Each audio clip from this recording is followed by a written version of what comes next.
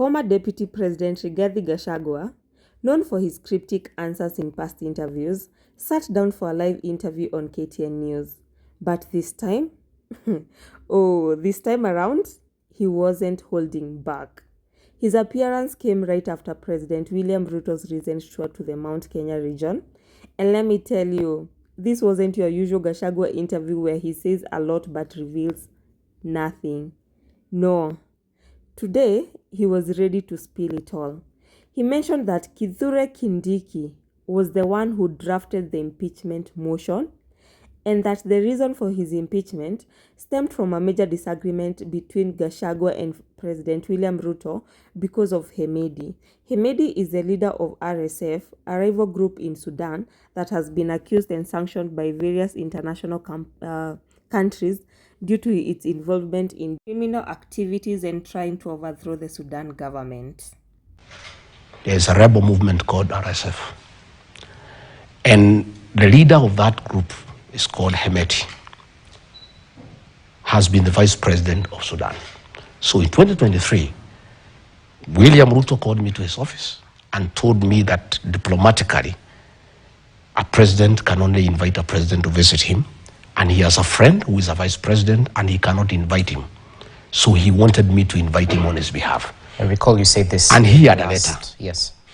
I signed that letter, and Hemedi came, and we met, we discussed about Kenya and Sudan, but that was not the purpose of the visit. I took him to the president. Later on, I realized they are doing business. After some time, it became clear to me that the international community had placed international sanctions against Hemedi because of genocide, killing women and children, displacing people, and no other crimes against humanity.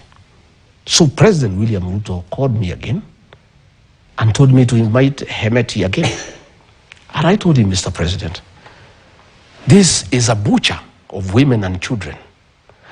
And he is using our country, through your friendship, to bring gold from Sudan, clean it in Nairobi, take it to the Middle East, use the funds to buy arms to go and kill people in the Sudan.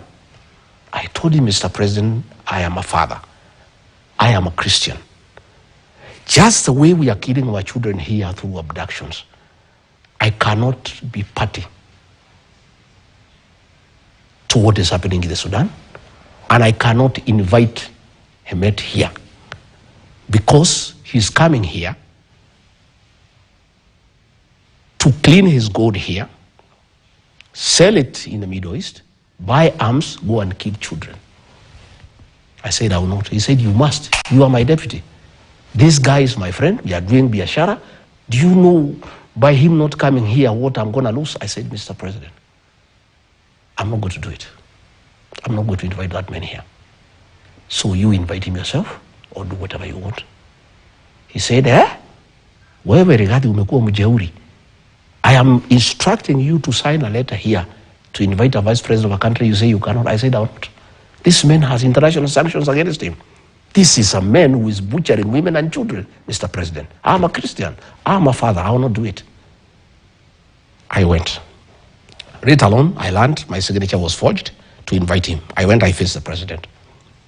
I told him, if this man lands in this country on an invitation purportedly signed by me, I would disown him. So the visit was stood down. And then he told me, well, Taniona, I am tired of you. You are a very difficult character. You are the worst mistake I have made in my 35 years of politics. I regret having nominated you as my deputy. You are a very difficult character. I am president. I'm telling you to do, and you say you are blackmailing me that you are going to disown the letter. I refused. I want to say this. For the deaths occurring in the Sudan,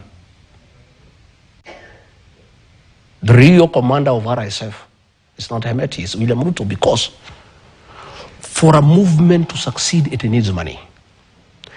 The money from gold is being cleaned through Kenya to buy arms to go and kill women and children. And you know my next question would be to substantiate these claims. But I'm saying this guy was here, his movement was here the other day. That's in the public Listen, no, I'm asking you. This man is international sanctions against him for genocide. True. He has been given a safe haven in Nairobi. He was here forming a government in KICC. That cannot happen without William Ruto.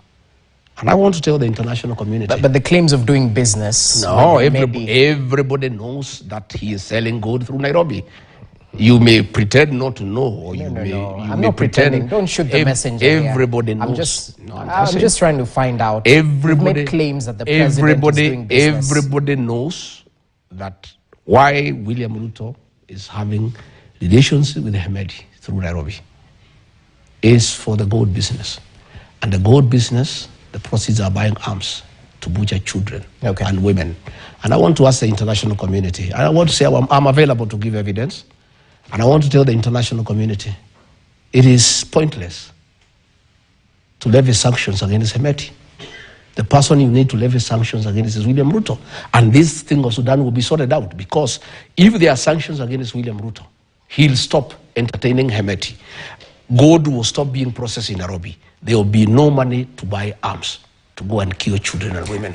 Number two. How is this gold being cleaned in Nairobi? Because unless you were party to it, that's what I'm trying to find out. I was deputy president. So should we treat it as allegations? I was deputy president. Okay. I know what goes on in this country. I have a lot of information. Even today, when I'm out of government, I have serious networks within this administration. There is nothing that goes on that I don't know. This impeachment was crafted by William Ruto. It was drafted by the National Intelligence Service and Professor Kindiki. And the president even had blackmailed him. Blackmail is a criminal offense. It should have been accusation number one. It did not appear anywhere.